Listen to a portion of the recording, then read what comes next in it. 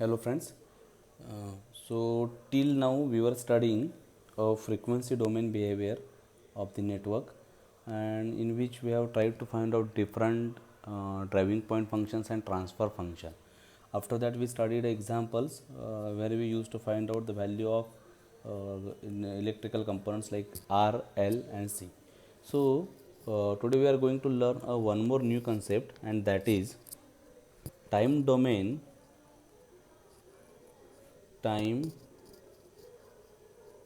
domain behavior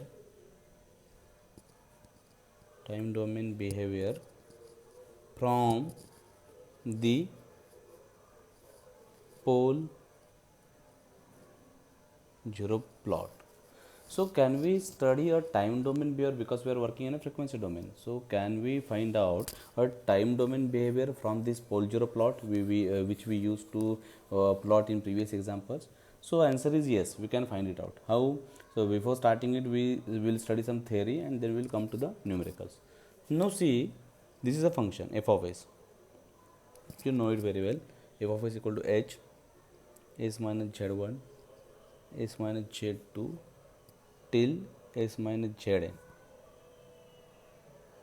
divided by s minus p1, okay, where z for 0, p for pole, s minus p2 up to s minus pm. Okay, now the time domain behavior of a system can be determined from any pole zero plot. We have considered this particular function. Now pole of this function, pole means here, pole of this function determine the time domain behavior of f of t. Okay, from pole of this function you can find out time domain behavior. Okay, the function f of t, this is frequency domain, for frequency domain, hence s. The function f of t can be determined from the knowledge of poles, zeros and scale factor. Means from poles, zeros and scale factor we can find out the function f of t. Now there are different possibilities when function is having different types of poles and zeros. How it will have a steady state response? So we will study few examples. First, okay, when pole is at origin, when pole is at origin, when pole is at origin, or else I can say when s equal to 0, right? Pole is at origin. Function f of t represents what type of graph? Let's see with graph. Now I have said that pole is at origin, so pole is at origin here. This is sigma axis, this is j omega axis. Now if this is the function having pole at a 0, then f of t, this is f of s, then f of t can be represented as a steady state function, or steady state response. This is the response of the function, okay, having pole at a 0, okay, or else I can say this is a DC circuit. This is a DC circuit. Now let's see second option. When pole lies in left half of the S plane, okay, so this is sigma j omega axis and pole is lying in left half of the S plane, somewhere here on left half, then such system represent a response which decays or decreases exponentially. This is f of t, okay, so response which decays exponentially. Okay, now let's see third condition. When pole lies in right half of the S plane,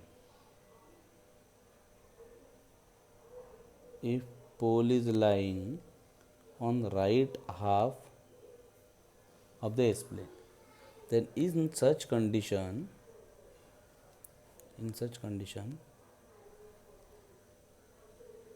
the response increases exponentially. Response increases exponentially. Now if you are having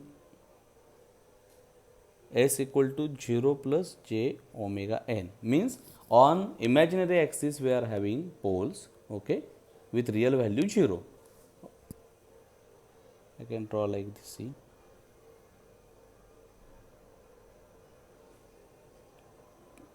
if these are the poles, okay, where S is 0 and j omega having some value.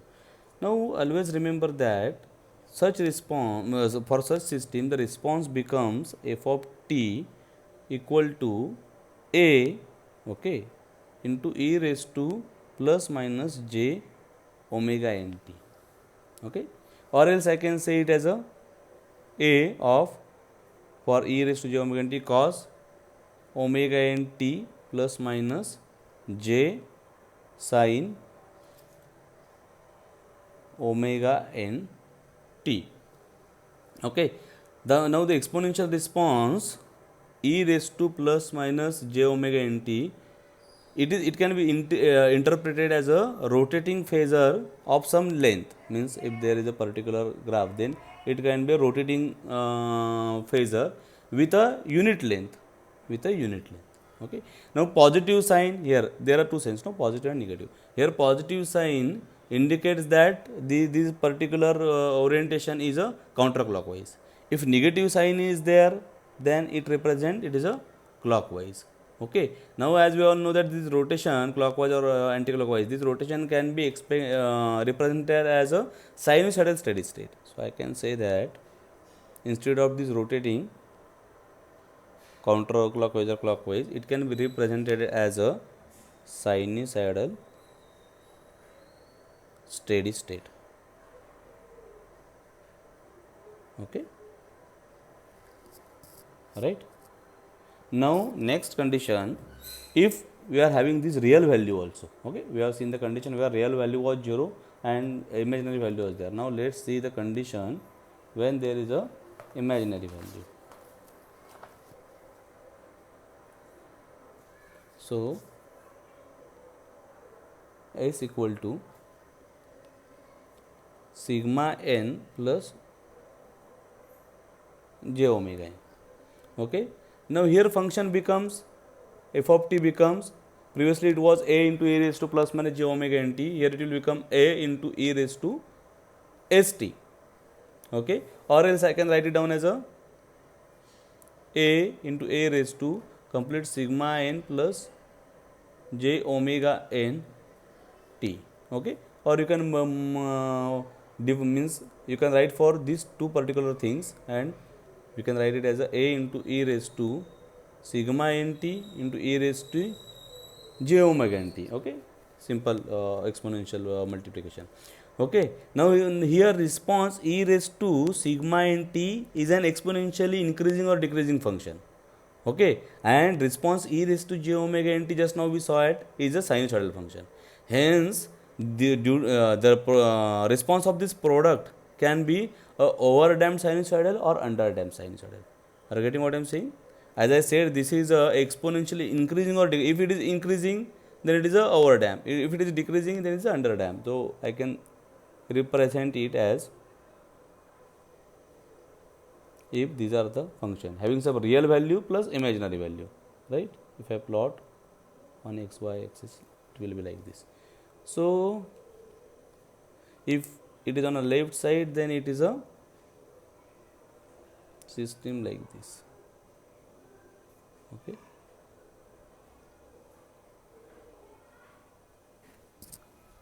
Okay. Now if you are having another system, where we can see that these are lying on a right half of the S plane, okay, then response will be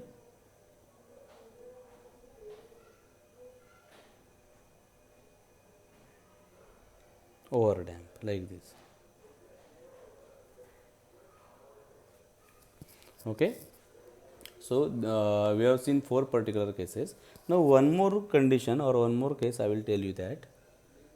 Now it depends on where that real part of S lies. If this is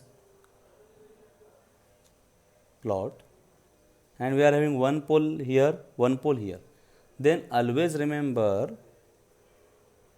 I will draw 2 different graphs. I just want to elaborate one point, that point which is farther means away from this imaginary axis, okay, will decay very fast,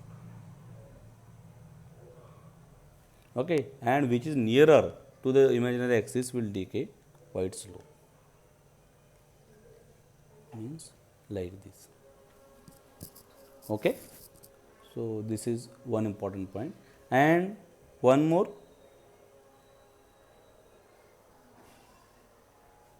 we are having means S equal to sigma n plus j omega n type poles, okay, okay, having value of S and j omega, but nearer to the imaginary axis, and another set is there which is farther from the imaginary axis. Now then, which are nearer, they will be having response